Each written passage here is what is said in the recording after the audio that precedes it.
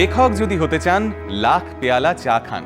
না না, কথাটা আমি বলছি না। এই বিখ্যাত উক্তিটি করেছিলেন বাংলা সাহিত্যের প্রথিতযশা কবি, সাহিত্যিক, গীতিকার কাজী নজরুল ইসলাম। ভদ্রলোকের পান এবং চায়ের নেশা ছিল মারাত্মক। তিনি যখনই লিখতে বসতেন তখনই তার সঙ্গে থাকতো পর্যাপ্ত পরিমাণ চা এবং এক থালা খিলি করা পান। কখনো পান শেষ করে চা, আবার কখনো চা শেষ করে পান মুখে দিয়ে সাদা পাতার উপর ঝড় তুলতেন নজরুল সাহেব। নমস্কার, আমি সুজয় নীল। আজকের অনুষ্ঠান নজরুল সাহেবকে দিয়ে শুরু করার কারণ হলো এই মে মাসের 24 তারিখেই আসানসোলের চুরুলিয়ায় জন্মগ্রহণ করেছিলেন আমাদের সবার প্রিয় বিদ্রোহী কবি। তাই যত কাণ্ড সোশ্যাল মিডিয়ায় আজকের এই এপিসোড হতে চলেছে কাজী নজরুল ইসলামকে ঘিরেই। শুরুতেই আলোচনা করি বাংলাদেশের জাতীয় কবি নজরুল ইসলাম এবং ভারতবর্ষের জাতীয় কবি রবীন্দ্রনাথ ঠাকুরের সম্পর্কে সোশ্যাল মিডিয়ায় ছড়িয়ে থাকা একটা পোস্টের বিষয়। সেই পোস্টের মতে কাজী নজরুল ইসলামকে ধুতুরার ফল খাইয়ে পাগল করে দিয়ে তার সমস্ত লেখা চুরি করে নোবেল পেয়েছিলেন রবীন্দ্রনাথ ঠাকুর। আর এই কাজে রবীন্দ্রনাথকে সাহায্য করেছিলেন নজরুল ইসলামের স্ত্রী প্রমীলা সেনগুপ্ত। তিনি রবীন্দ্রনাথ ঠাকুরের পাঠানো একজন গুপ্তচর ছিলেন। প্রমীলা দেবী নজরুল ইসলামকে ধুতুরার ফল খাইয়ে তার সমস্ত লেখা চুরি করে তুলে দিয়েছিলেন রবীন্দ্রনাথ ঠাকুরের হাতে। হ্যাঁ, এমন অদ্ভুত অযৌক্তিক একটা পোস্ট দেখে আমাদের যারপন্নায় রাগ হয়েছিল বইকি। তাই ভাবলাম আজ এই মঞ্চ থেকেই সেই সমস্ত মানুষের ভুলগুলো ভাঙাই। কাজী নজরুল ইসলামের জন্ম হয়েছিল 1899 সালে, আর রবীন্দ্রনাথ ঠাকুর জন্মেছিলেন 1861 সালে। অর্থাৎ নজরুল সাহেব যখন জন্মেছিলেন তখন রবীন্দ্রনাথের বয়স প্রায় 38 বছর। এইবার আসি নোবেল জয়ের কথায়। রবীন্দ্রনাথ ঠাকুর নোবেল পেয়েছিলেন 1913 সালে। তখন হিসেব অনুযায়ী নজরুল ইসলামের বয়স মাত্র 14 বছর। তাহলে কি রবীন্দ্রনাথ 14 বছর বয়সে একটা কিশোরের লেখা কবিতা চুরি করেছিলেন? না, আদতে কাজী নজরুল ইসলামের প্রথম কবিতা প্রকাশিত হয় 1919 সালে, অর্থাৎ রবীন্দ্রনাথ ঠাকুর নোবেল পাওয়ার 6 বছর বাদে। তাহলে সমস্ত ভুলভাল থিওরি খারিজ করা গেল তো। এইবার আসি রবীন্দ্রনাথ ঠাকুর এবং নজরুল ইসলামের পারস্পরিক সম্পর্কের বিষয়। বয়সে বিস্তর ফারাক থাকা সত্ত্বেও এই দুজন কবি ছিলেন অভিন্ন হৃদয় বন্ধু। রবীন্দ্রনাথ ঠাকুরের সঙ্গে কাজী নজরুল ইসলামের প্রথম দেখা হয় 1921 সালে। সেই বছর অক্টোবর মাসে কাজী নজরুল ইসলাম নিজে শান্তিনিকেতনে গিয়েছিলেন রবি ঠাকুরের সঙ্গে দেখা করতে। সেই প্রথম আলাপচারিতায় বাংলার দুই বিখ্যাত কবি একে অপরকে কবিতা পাঠ করেও শুনিয়েছিলেন।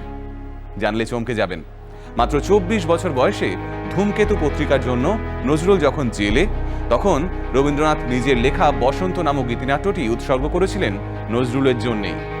ওই প্রথম ঠাকুর পরিবারের বাইরে কাউকে নিয়ে লেখা উৎসর্গ করেছিলেন রবি ঠাকুর। শোনা যায় নজরুল ইসলাম এই বইটা হাতে পেয়েই নিজের বুকে জড়িয়ে ধরেছিলেন।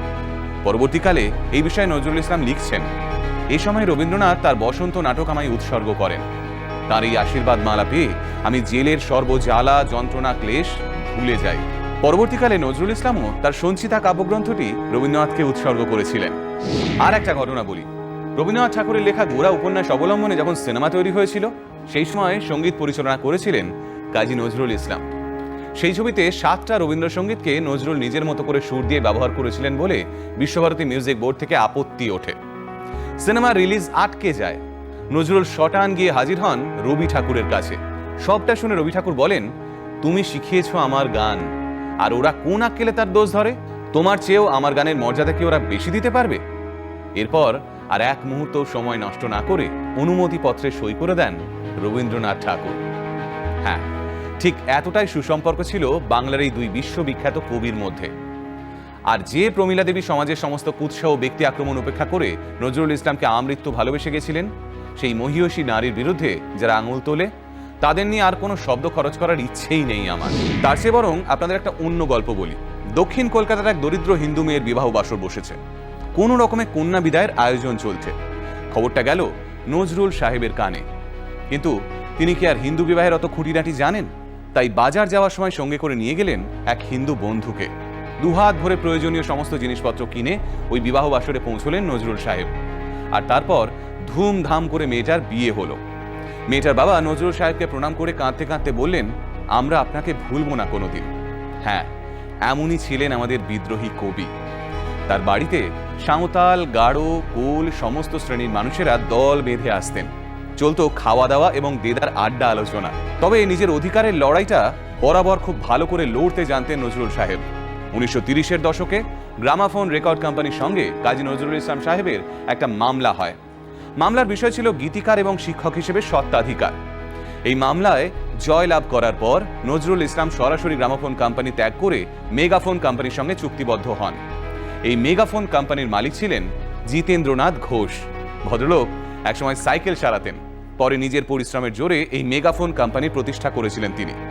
1941 খ্রিস্টাব্দের জানুয়ারি মাসে এই মেগাফোন কোম্পানি থেকে রেকর্ড হয় নজরুল ইসলামের লেখা এবং সুর করা গান তেমনই চাহিয়া আছে নিশীথের তারাগুলি। এই গানটি পরিবেশন করবে এখনকার প্রজন্মের গুণী সঙ্গীত শিল্পী পিউ মুখোপাধ্যায়।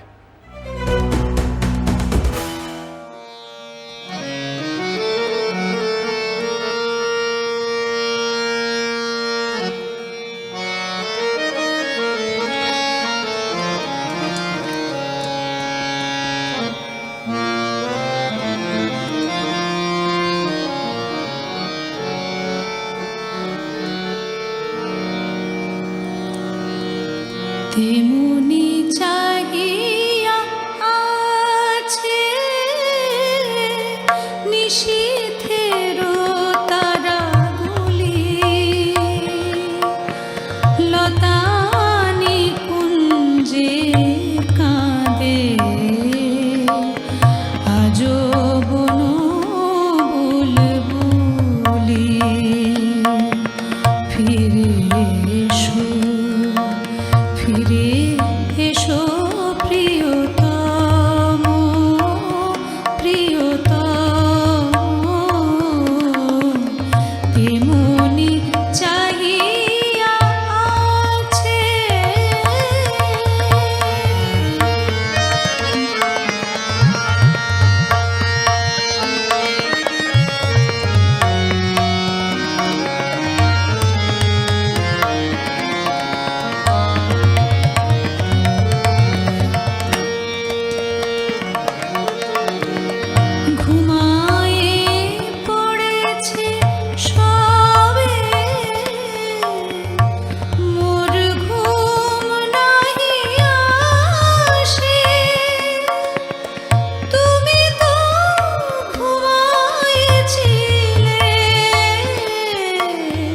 সেদিন আমারি পাশে সাজানো সে গৃহ তব ঢেকেছে পথের ধুলি। ফিরে এসো, ফিরে এসো প্রিয়তম, প্রিয়তম, তেমনি চাহিয়া আছে।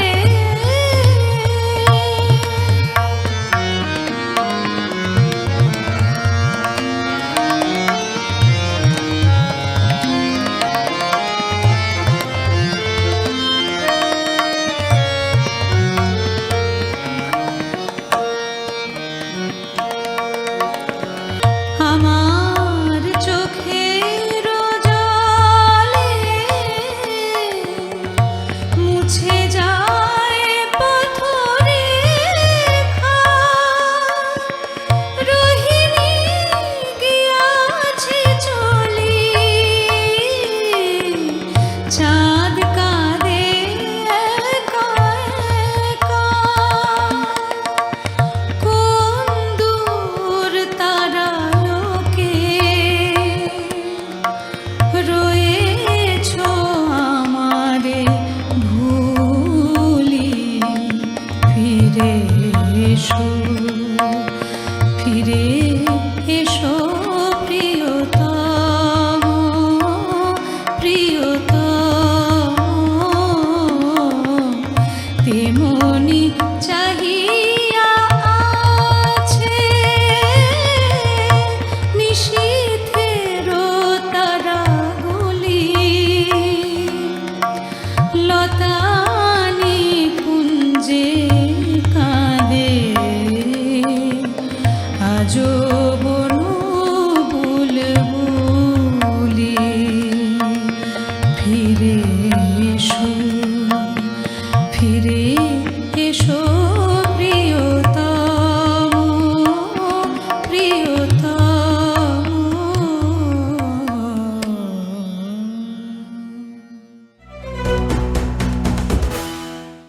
গীতিকার হিসেবে নজরুল সাহেব প্রায় 4000 গান লিখেছিলেন। নজরুল ইসলামের লেখা প্রথম শ্যামাসঙ্গীতটি হল আমার কালো মেয়ের পায়ের তলায়। শিল্পী মৃণাল কান্তি ঘোষ এই গানটি 1932 সালের জুন মাসে রেকর্ড করেছিলেন। কৈশোর বয়স থেকেই দামি গাড়িতে চড়ার ভীষণ শখ ছিল নজরুল সাহেবের। আর্থিক অবস্থা একটু ভালো হতেই তিনি সেই শখ পূরণ করেন। 1931 সাল নাগাদ হাফ ডজন সিলিন্ডারওয়ালা একটা ক্রাইসলার গাড়ি কেনেন নজরুল ইসলাম। কিন্তু কবির এই সচ্ছল অবস্থা বেশি দিন স্থায়ী হয়নি। শ্রী প্রমীলা দেবী গুরুতর অসুস্থ হয়ে পড়ায় তার চিকিৎসার জন্য প্রথমে গাড়ি এবং পরে বালিগঞ্জ এলাকার জমিটাও বিক্রি করে দিতে হয় নজরুল সাহেবকে। অসুস্থ হওয়ার কথা বলতে গিয়ে মনে পড়ল একটা অন্য বিষয়। এবার একটা এমন জিনিস বলবো যা শুনলে আপনারা অবাক হয়ে যাবেন। আমরা সবাই জানি কাজী নজরুল ইসলাম 76 বছর অবধি জীবিত ছিলেন, কিন্তু এই জীবদ্দশায় তিনি 34 বছর 1 মাস 20 দিন নির্বাক ছিলেন। এই দীর্ঘ সময়কালে নজরুল সাহেব যদি সুস্থ স্বাভাবিক জীবনযাপন করতে পারতেন তাহলে নিঃসন্দেহে বাংলা সাহিত্যকে একটা অন্য মাত্রায় নিয়ে যেতেন তিনি। 1942 সালের 9 জুলাই কলকাতায় একটা বেতার অনুষ্ঠান চলাকালীন হঠাৎই নজরুল ইসলাম অসুস্থ হয়ে পড়েন। তার জিভ আড়ষ্ট হয়ে জড়িয়ে গেছিল, থর থর করে কাঁপছিল ঠোঁট, পাশাপাশি মুখ দিয়ে কোনো স্বরও বের হচ্ছিল না। পরবর্তী সময়ে জানা যায় নজরুল সাহেব বিরল পিক্স ডিজিজে আক্রান্ত হয়েছেন। জীবনের শেষ 6টা মাস ঢাকার বঙ্গবন্ধু শেখ মুজিব মেডিকেল বিশ্ববিদ্যালয়ের 117 নম্বর কেবিনেই কেটেছিল নজরুল সাহেবের। তখন অবশ্য সেই হাসপাতালের নাম ছিল পিজি হাসপাতাল। 1976 সালের 29শে অগস্ট সকাল 10:10 ঢাকার পিজি হাসপাতালের ওই 117 নম্বর কেবিনেই শেষ নিঃশ্বাস ত্যাগ করেন আমাদের সবার প্রিয় কাজী নজরুল ইসলাম। এইবার একটু অন্য প্রসঙ্গে আসি। শিশুদের মানসিক স্বাস্থ্য সব বাবা মায়ের কাছেই চিন্তার বিষয়। আচ্ছা, এরকম কি কখনো হয়েছে যে আপনি আপনার সন্তানকে বারণ করা সত্ত্বেও সেই কাজ সে বারবার করছে? আপনি হয়তো ভাবছেন সে কথার অবাধ্য। মনোবিদ অনন্যা সেনগুপ্ত বলছেন এই ঘটনার কারণ কি আর প্রকৃত অভিভাবকদের কি করা উচিত। শুনে নিন আজকের হেলথ কর্নারে।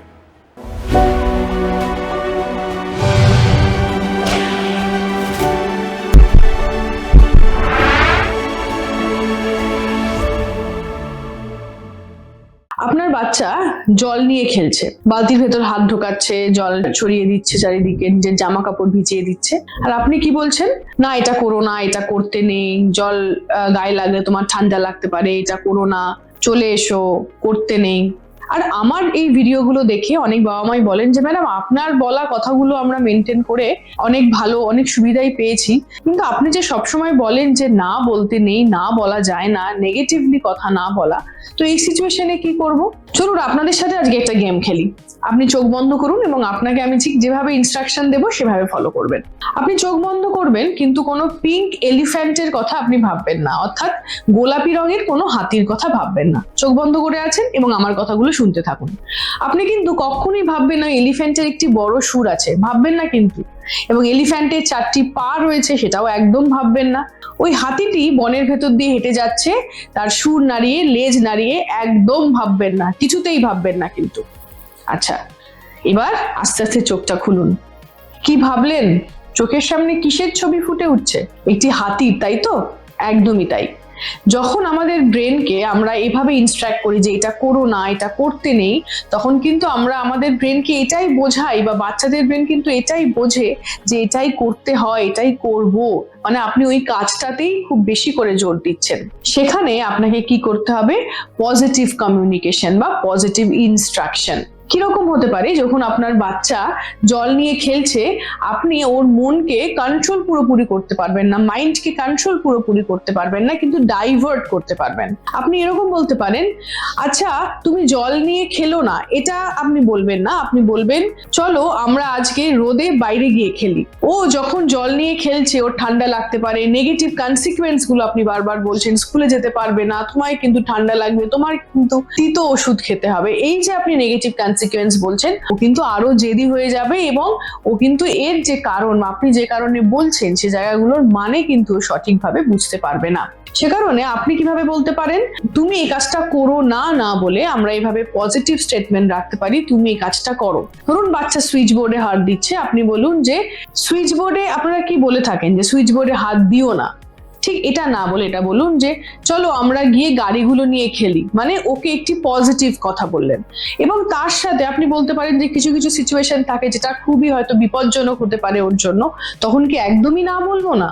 একদম বলতেই পারেন, কিন্তু না এর সাথে মানে নেগেটিভ স্টেটমেন্টের সাথে একটি পজিটিভ স্টেটমেন্ট জুড়ে দিন। তুমি সুইচ বোর্ডে হাত দিও না, বা তুমি জল নিয়ে খেলো না।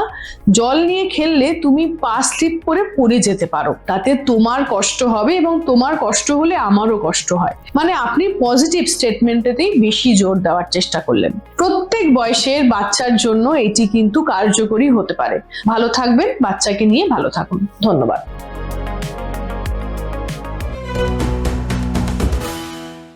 এইবার কথা বলবো আপনাদের প্রিয় সেগমেন্ট শব্দবাজি নিয়ে। আচ্ছা, আপনারা কি জানেন রবীন্দ্রনাথ ঠাকুর কতটা রসিক ছিলেন? জোড়া সাঁকো ঠাকুর বাড়িতে ঘোরার সাথে সাথে আজ রসিক রবীন্দ্রনাথের কিছু দিক আপনাদের সঙ্গে তুলে ধরবে তন্ময়, আর খেলবে শব্দের খেলা।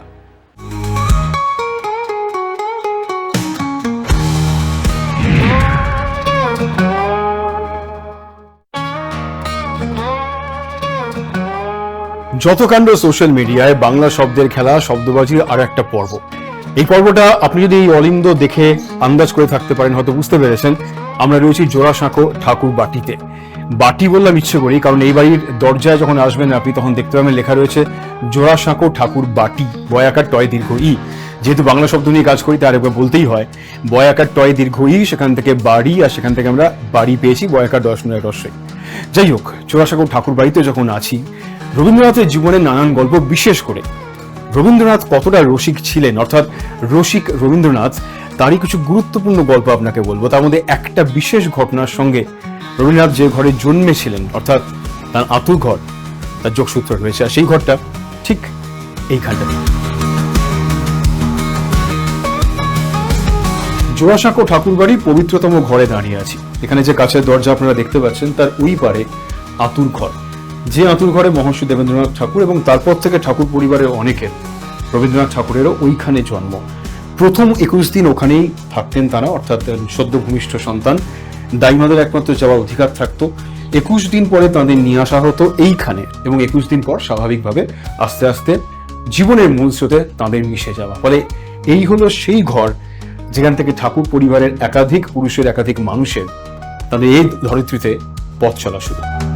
জোড়াসাঁকো ঠাকুর বাড়ির যে ঘরটায় দাঁড়িয়ে রয়েছে এই মুহূর্তে, এটাই গুরুদেবের থাকার ঘর। আমার দুই কাঁধে দুপাশে যে দুটো ছবি দেখতে পাচ্ছেন, আমার ডান দিকে রয়েছে গুরুদেবের ৭৯তম জন্মদিনের ছবি, আর বাঁ দিকে একটু নিচে দেখতে পাচ্ছেন ৫৬তম জন্মদিনের একটা মুহূর্ত। রবি ঠাকুরের তখন বেশ বয়স হয়েছে এবং স্বাভাবিক অসুস্থ তিনি। সেই অবস্থায় তার একজন ভক্ত তাকে একবার বলেছিলেন যে আপনি কিছু চিন্তা করবেন না, আমরা আপনার শতবার্ষিকী, আপনার ১০০ বছরের জন্মদিন বেশ ধুমধাম করে পালন করব। তাতে নাকি রবীন্দ্রনাথ একটু কপট রাগ দেখিয়ে বলেছিলেন যে রাখ তোদের ২৫ টাকার জন্মদিন। যিনি বলেছেন সঙ্গে জানা ছিলেন, তারা চমকেই গেলেন, ২৫ টাকার জন্মদিন কি করে হতে পারে? তখন কবিগুরু তার সরস রসিকতার ছলে তিনি বলেছিলেন ব্যাখ্যা করে, ২৫ টাকার জন্মদিন মানে কি? শতবার্ষিকী, মানে শতবার্ষিকী তো ২৫ টাকাই হলো। যে রসিক রবীন্দ্রনাথকে নিয়ে আজকে জোড়াসাঁকো ঠাকুর বাড়িতে এসে আলোচনা করছি, তার রসিকতার আরো একটা উদাহরণ। শান্তিনিকেতনের একটা ঘটনা, কোন একটা ঘরে বেশ গুরুগম্ভীর একটা আলোচনা চলছে, নানান বিষয় নিয়ে আলোচনা হচ্ছে, অনেক মানুষ ঘর ভর্তি রয়েছেন। হঠাৎ গুরুদেব বলে উঠলেন বেশ গম্ভীর গলায়, এই ঘরে একটা বাঁদরও আছে। ঘরে যারা রয়েছেন তারা চমকে গেলেন, ঘরে বাঁদর মানে? চারদিকে মানুষের ভিড়। তারা চমকে গিয়ে গুরুদেবকে জিজ্ঞেস করলেন যে বাঁদর রয়েছে মানে? তখন রবীন্দ্রনাথ নাকি একটু মুচকি হেসে বলেছিলেন যে এই ঘরে একটা বাঁ দৌড়ও আছে, অর্থাৎ বাঁ দিকের দৌড়। দৌড় মানে তো দরজা, ঠিক এই যেরকম বাঁ দৌড়। তো এই হলো সেই বাঁ দৌড়ের গল্প। রবীন্দ্রনাথ কত রসিক ছিলেন তারই উদাহরণ আজ জোড়াসাঁকো ঠাকুর বাড়িতে এসে আপনাকে কথায় কথায় গল্পে গল্পে শোনাচ্ছি।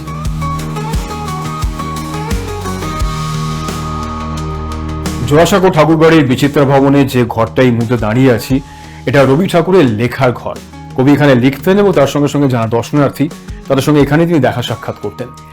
তার জীবনের একদম শেষ দিকে এসে যখন তিনি বেশ খানিকটা ঝুঁকে পড়েছেন বয়সের ভারে, তাকে দেখে তার একজন ভক্ত নাকি বলেছিলেন যে এখন তো অনেক রকম কেদারা পাওয়া যায়, বেশ আরামদায়ক কেদারা, আপনি সেখানে কেদারা তো কিনতেই পারেন, যেখানে আপনি হেলান দিয়ে আয়েশ করে বসে আপনার লেখালেখির কাজ করতে পারেন।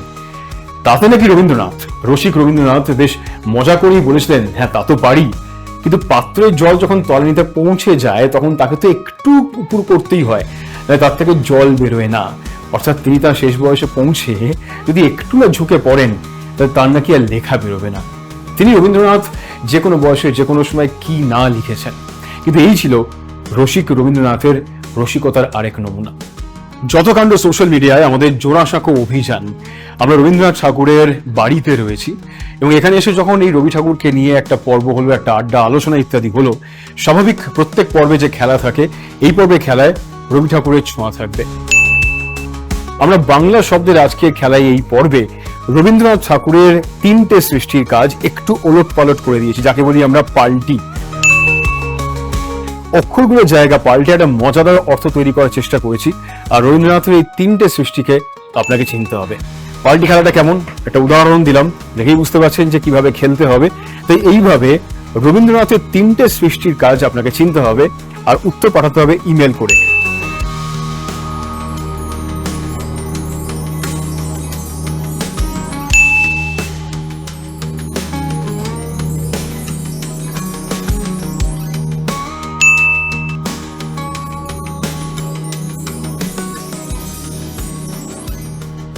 উত্তর পাঠানোর জন্য আমাদের ইমেল আইডি ddbanglasocialmedia@gmail.com।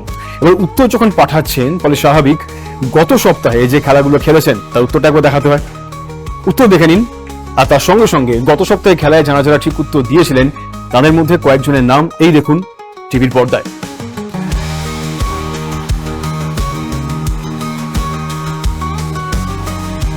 এই সপ্তাহে যারা ঠিক উত্তর পাঠাবেন তাদের ঠিক উত্তর এবং নাম আমরা সামনের সপ্তাহে দেখাবো যত কাণ্ড সোশ্যাল মিডিয়ায়। বাই দ্য ওয়ে, ফলো করতে ভুলবেন না যত কাণ্ড সোশ্যাল মিডিয়া, বিভিন্ন সোশ্যাল মিডিয়া হ্যান্ডেল অর্থাৎ ফেসবুক, ইউটিউব, ইনস্টাগ্রাম।